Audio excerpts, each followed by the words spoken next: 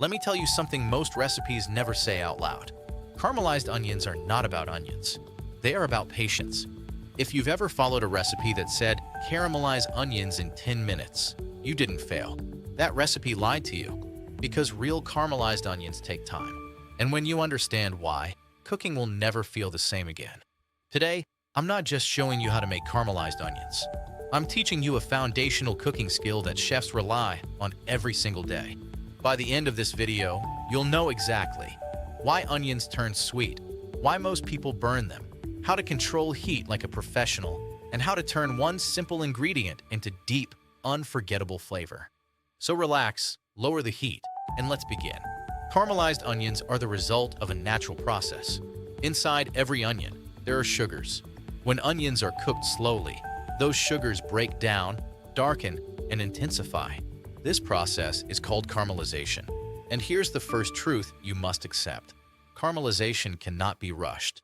High heat doesn't make it faster. It only makes it worse. Burnt onions are bitter. Caramelized onions are sweet, rich, and almost jam-like. That difference is everything. Let's talk ingredients. And this part will surprise you. You don't need sugar. You don't need balsamic vinegar. You don't need honey. You need onions, fat, salt, and thyme. That's it. Yellow onions are the best choice. They have the perfect balance of sugar and structure. Red onions are sweeter, but softer. White onions are sharper and cook faster. For fat, you can use olive oil, butter, or a mix of both. Butter gives richness. Oil prevents burning. Together, they're perfect. Salt is not optional. Salt pulls moisture out of the onions and helps them soften evenly. Now let's talk about the biggest mistake people make. Too much heat. Most people cook onions the way they cook meat, aggressively. They turn the heat up. They walk away. They wait for color. But onions don't work like that. They demand attention.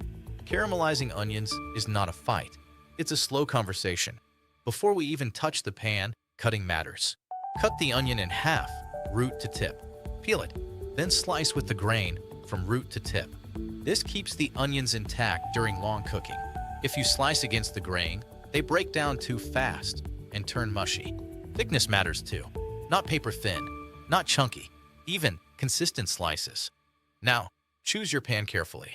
A wide pan is essential. If the pan is too small, onions will steam instead of brown. Stainless steel or cast iron is ideal. You want the onions to stick a little.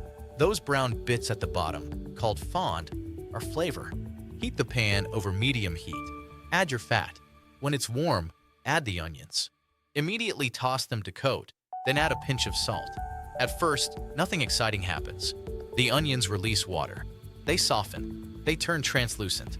This stage is called sweating. This can take 10 to 15 minutes. And this is where patience begins. Do not turn up the heat. Let the moisture evaporate slowly.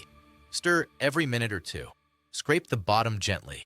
If onions stick too much, lower the heat. If the pan looks dry, add a tablespoon of water and scrape. That water dissolves the fond and pulls flavor back into the onions. After about 20 minutes, something changes. The onions shrink.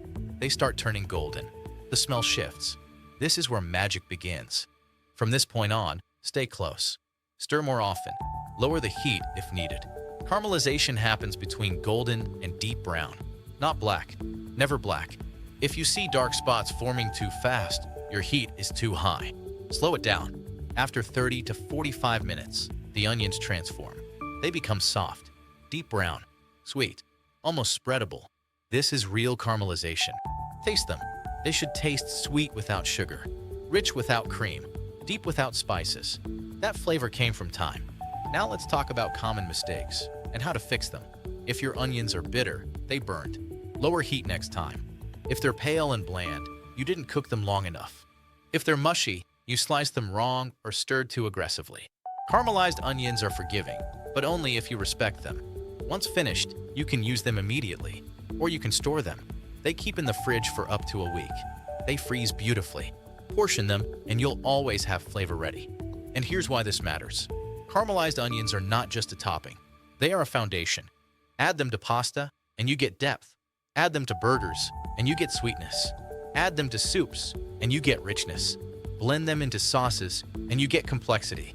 Chefs don't rely on recipes. They rely on techniques. And this is one of the most powerful techniques you can master. If you stayed until now, you're already cooking differently. Before you leave, I want you to comment below. What will you use these caramelized onions for first? And if this video helped you understand cooking on a deeper level, like the video, subscribe, and stay patient in the kitchen, because the best flavors in life are never rushed.